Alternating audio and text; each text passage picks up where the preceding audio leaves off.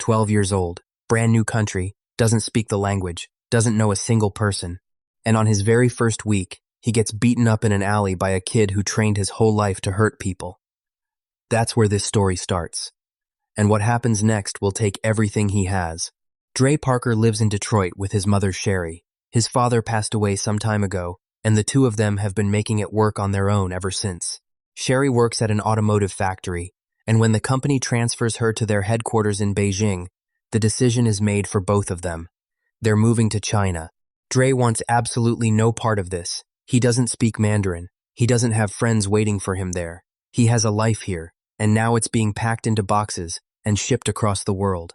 On the flight over, he flips through a Chinese phrase book and tries to memorize a few words. He manages almost none of them. The syllables don't land the way English ones do, and by the time the plane touches down in Beijing, the only thing he's learned is how much he doesn't know. The city hits him immediately. The scale of it, the noise of it, the fact that everything familiar is completely gone. Their new apartment is small and nothing like home. Dre turns on the television, hoping for something recognizable, and finds SpongeBob dubbed in Mandarin. Even cartoons are different here. A neighbor named Harry helps them carry their bags upstairs, and mentions there's a park nearby where local kids hang out. He tells Dre to come by whenever he wants. That same evening, the hot water in the apartment stops working. Sherry asks Dre to track down the building's maintenance man and sort it out. Dre goes downstairs and asks around, but nobody speaks English. He eventually finds a man named Mr. Han, sitting quietly at a table, eating, occasionally trying to catch a fly with a pair of chopsticks, and missing every single time. He finally just swats it with a fly swatter. He barely looks up while Dre tries to explain the problem. The kid gives up and leaves. Nothing about this place is easy. With nothing else to do, Dre heads to the park Harry mentioned. He finds Harry there with a group of kids playing basketball. Dre joins in. He's not very good and he knows it, but the excuses start coming anyway, and eventually, the other kids phase him out of the game entirely. Trying to save some dignity, he challenges an older man sitting at a ping pong table. The man dismantles him without raising his heart rate even slightly. And then, across the park, something catches Dre's eye. A girl standing alone, playing violin. Her name is Mei Ying. He's drawn to her immediately. Harry notices and tells him to go say something. Dre walks over and tries a few of the Chinese words from the phrase book. She smiles and tells him in perfect English that she speaks his language. They start talking and the conversation comes easily. She's curious about him and he's relieved to find someone he can actually communicate with. At one point, she reaches out and touches his hair, genuinely fascinated by how it feels. For the first time since landing in Beijing, Dre feels like things might be okay. Then a boy named Cheng appears. He's a friend of Mei Ying's family and he does not like what he's seeing. He gets in Dre's face immediately, aggressive, and certain of himself, in the way that kids who've spent years training to fight tend to be. He shoves Dre hard. Dre tries to respond, tries to get back up and swing, and every single time he does, Cheng grabs him and puts him right back on the ground. Harry steps in and asks Cheng to back off. He explains that Dre just arrived. He doesn't know how things work here yet. Cheng doesn't care. He keeps going. Mei Ying tells him to stop. He doesn't listen to her either. By the time it's over, Dre is bruised, shaken, and humiliated in a way that goes deeper than the physical pain. When Mei Ying tries to help him, he pushes her away. He doesn't want anyone seeing him like this. Not her, not anyone. He sneaks back into the apartment and borrows his mother's makeup to cover the marks on his face. The next morning, he puts on a cap and walks to school, where the principal immediately tells him to take the cap off. Sherry sees the damage. He tells her he fell out of bed. She doesn't push it, but she doesn't believe him either. At school, he discovers Cheng and his crew are enrolled in the same building. Of course they are. At lunch, he crosses paths with Mei Ying again. He asks if Cheng is her boyfriend.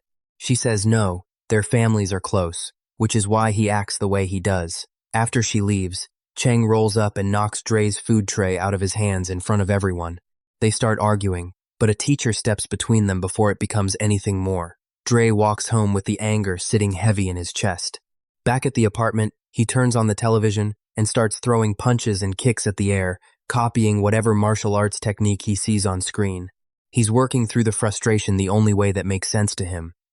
A little while later, Mr. Han shows up to fix the hot water. He tries to explain how the heater works, but Dre barely acknowledges him, too locked inside his own head to pay attention. The old man flicks a toothpaste cap across the room and hits Dre cleanly in the forehead. That gets his attention. Mr. Han shows him the water heater and leaves without further comment. When Sherry gets home, she finds Dre's jacket crumpled on the floor and scolds him for the disrespect. She makes him hang it up properly. Mr. Han is still nearby and watches the whole exchange without saying a word. The next day at school, Dre slips into a music room where Mei Ying is practicing violin with her instructor. She's genuinely talented, playing with a precision and emotion that fills the room. Her teacher barely acknowledges it. Dre asks what she's working toward. She tells him about the audition for the Beijing Music Academy, how much it means to her and to her family. The teacher comes back in and Dre steps out into the hallway. Cheng and his crew are waiting. They knock his bag to the floor, rough him up, and tell him to stay away from her. Later, Dre convinces his mom to explore the neighborhood. They walk past the Forbidden City and discover a large group of teenagers drilling kung fu techniques in an open courtyard. The precision and power in their movements is something Dre has never seen in person. He pulls his mom inside to get a closer look. Then he sees Cheng at the center of the group, moving with a fluidity and force that makes the earlier encounters make terrible sense. These kids aren't just bullies, they're trained fighters. Dre walks right back out without a word. His mother catches up and asks what's wrong. The walls he's been holding finally give way. He tells her he hates it here. He hates everything about China, the school, the kids, the language, the whole situation. He wants to go home. Sherry looks at him steadily and tells him the truth as gently as she can. There is no going back to Detroit. This is their life now. They have to find a way to live it. Across the street, Mr. Han watches all of this. And for the first time, something in the old man responds to what he sees. The following day, Dre decides the only way to feel better is to make Cheng feel worse. He follows the group through the streets, climbs up on an overpass above them, and dumps a bucket of dirty water over their heads. For about 3 seconds, it feels like justice. Then Cheng looks up, sees exactly who did it. The feeling evaporates. Dre runs. He knows every alley and turn of this neighborhood the way he knows nothing, which is not at all. He hits a dead end. Cheng and his crew catch up, and the punishment they deliver is calculated and methodical. Cheng keeps hitting him in the stomach, over and over, past the point where it needs to continue. One of his friends says Dre has had enough, that he's already hurt. Cheng keeps going. He says their master taught them to show no mercy, because mercy is weakness. And then Mr. Han walks around the corner. The old man takes in the situation and moves. He catches Cheng's arm mid-swing and redirects it with a precision that doesn't look like effort. Cheng tries to kick him. Mr. Han slips the kick without blinking. The other boys rush him all at once. What happens next is something Dre will spend months trying to fully understand. Mr. Han doesn't throw a single punch. He moves between them, redirecting, stepping, turning, using their own momentum against them, staying perfectly calm in the center of the chaos. The boys end up colliding with each other, tripping over their own attacks, unable to land anything on an old man in street clothes. Eventually, they give up and leave. Mr. Han brings Dre back to his home and treats the injuries using fire cupping, placing heated cups against the skin to draw out the pain. The discomfort fades almost immediately and Dre stares at the old man with 100 questions. How did he do that? Where did he learn it? Has he ever trained anyone? Mr.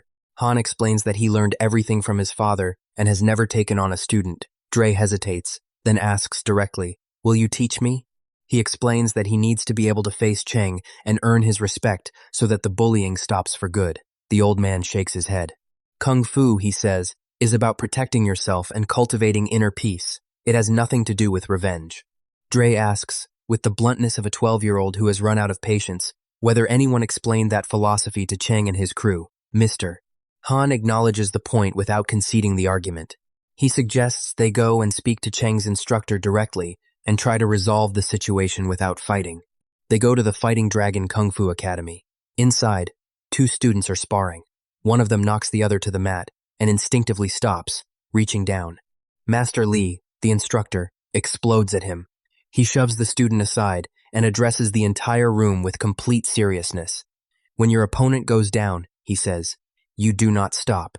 Whether this is practice or competition, whether it is training or a real fight, the rule is the same. You show no mercy. Your opponent must suffer enough that they never want to face you again. That is the only lesson that matters. Cheng points Mr. Han out to Master Li and tells him this is the man who interfered with his students. Mr. Li, Han says calmly that 5 of them attacked a single child, which is the only reason he stepped in. If they had faced the boy one at a time, he would have walked past. Master Li is not interested in this distinction. He tells Dre to fight Cheng right now. Mr. Han refuses and begins walking the kid out. Master Li stops them. They walked into his school, he says. They disrespected his students in front of everyone. Someone has to answer for it. Mr. Han sees a poster for an upcoming regional kung fu tournament on the wall behind him. He makes a proposal. Dre will enter the competition and face Cheng there, on equal ground, under official rules, in front of judges. Until that day, Master Li's students leave the kid alone, entirely. Master Li agrees, and gives his students the order. But before they leave, he looks at Mr. Han with a specific kind of certainty, and says that if the boy doesn't show up, both of them will regret it.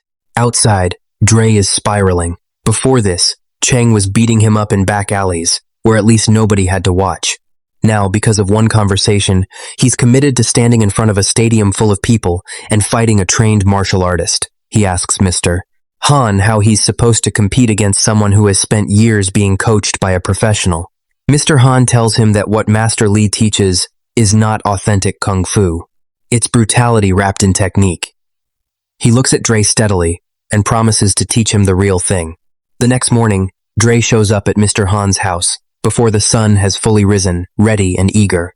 He looks around the workshop and notices a car sitting in the middle of the room, damaged and partially rebuilt.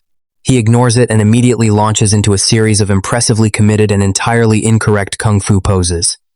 In the process, he catches one of Mr. Han's vases with his elbow and sends it to the floor. Not the best opening impression. Mr. Han sets up a simple wooden post and tells Dre to hang his jacket on it. The kid does it. Then, Mr. Han tells him to take it down, put it on, take it off, and hang it back up. Dre waits for the rest of the instruction. There is no rest of the instruction. That is the lesson. He does it again, and again, and again. He has absolutely no idea what this has to do with kung fu, but he keeps going because there's nothing else to do. That's the first day.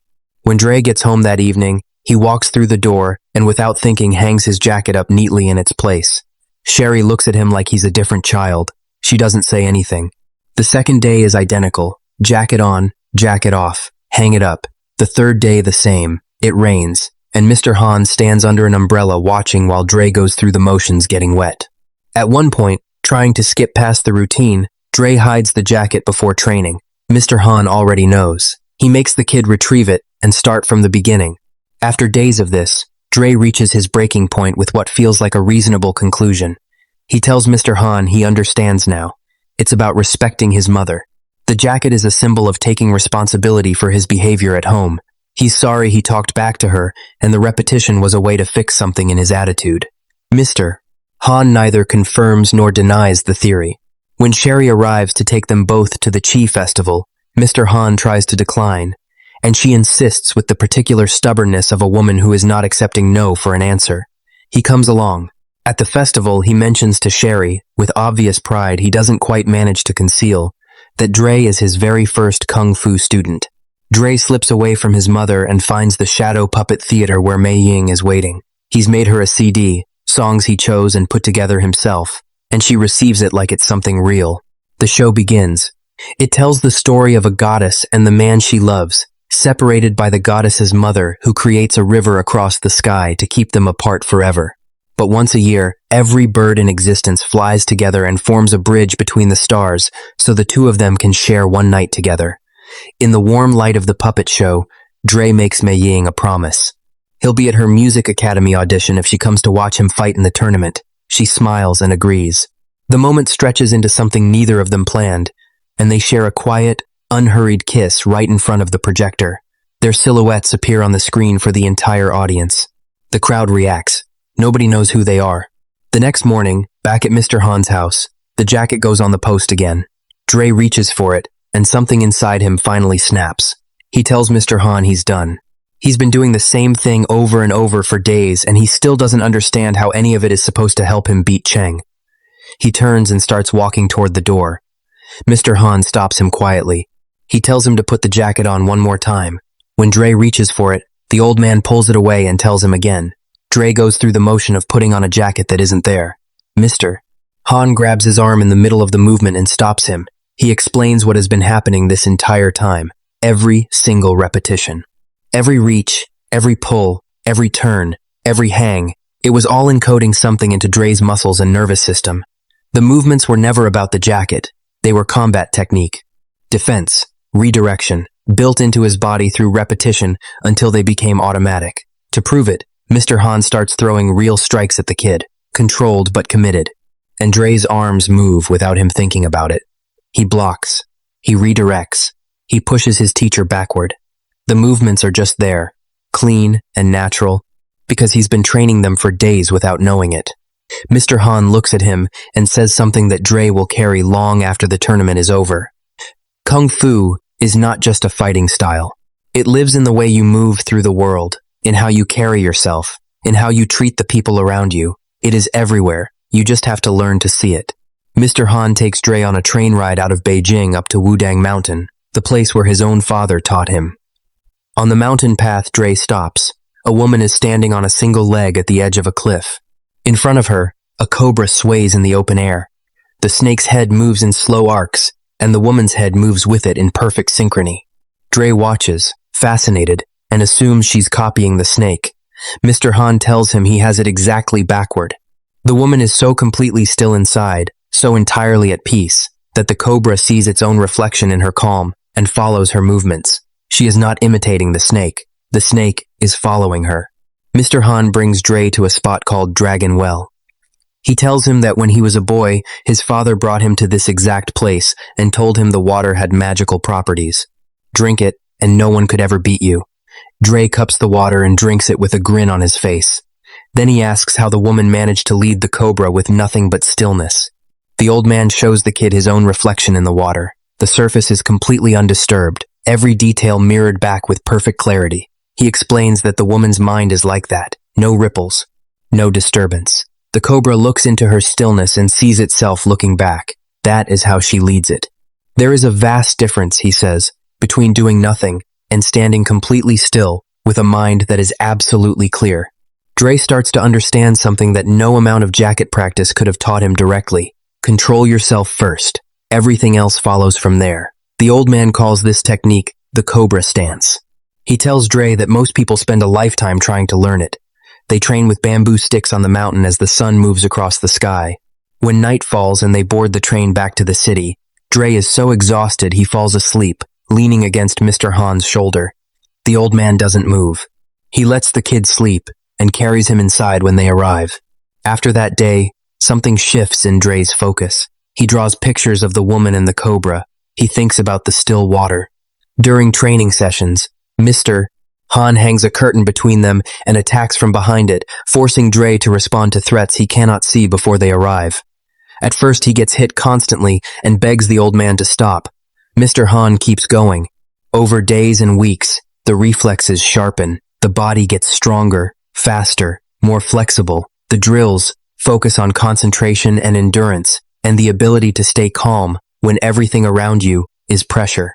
One evening after a particularly grueling session, Mr. Han tells Dre there's no training tomorrow. If you pull a rope too tight, he says, it breaks. The kid needs to rest. Dre is genuinely relieved. On his day off, he meets up with Mei Ying. They skip school and spend the day wandering the city together, talking and laughing, moving through Beijing with the ease of two kids who have figured out how to be around each other. At one point, she breaks into a spontaneous series of dance moves that catch him completely off guard and make him laugh in a way he hasn't since leaving Detroit. Then her phone rings. The Music Academy rescheduled her audition to today. Her father is already in a car outside. She has to go immediately. Dre watches her leave and then runs across the city on his own to make it to the auditorium. He arrives in time. Mei Ying performs and she's extraordinary. Her instructor barely reacts. Dre stands up and claps from the back of the hall, alone in his enthusiasm. Mei Ying's father sees every bit of it. Afterward, he tells Mei Ying the American boy is a distraction she cannot afford. She comes to Dre with red eyes and tells him they can't spend time together anymore. Being around him complicates her life and her family's expectations in ways she can't ignore. She walks away with her parents. Dre stands there watching her go, and the loneliness of the past months comes back all at once. He goes to Mr. Han's place to find somewhere to put the feeling. What he finds instead stops him completely. The old man is standing over the car in the workshop, swinging a hammer into it. The same car he'd been carefully and methodically rebuilding for weeks. Empty bottles are on the floor around him. He's been drinking. He climbs into the wreckage and sits there. Dre finds a torn piece of newspaper nearby, a photograph, a headline about a car accident. 2 people were killed. He climbs into the damaged car beside the old man and asks quietly about it. Mr. Han pulls out a photograph of a woman and a young boy, his wife and his son. He tells Dre in a voice that barely holds together that both of them died in that crash. His wife had a voice that he loved more than anything. She used to sing just for him. He begins to hum her song through tears. Dre asks what happened. Mr. Han tells him he was driving. They were fighting about something, the argument escalating past the point where he was paying attention to the road, and he lost control. The worst part, he says, the thing that has never left him, is that he cannot remember what the argument was about. Every year he spends months rebuilding the car, and every year on the same date, he takes a hammer to it, hoping that this time the memory will come back. It never does. He has never been able to remember the reason he lost them. He breaks down completely. Dre's eyes fill up too. But even in the middle of it, even sitting next to a man twice his age who is falling apart, the kid gently helps him out of the car. He asks Mr. Han to keep training him. The old man sits with that for a moment, then he wipes his face and stands up.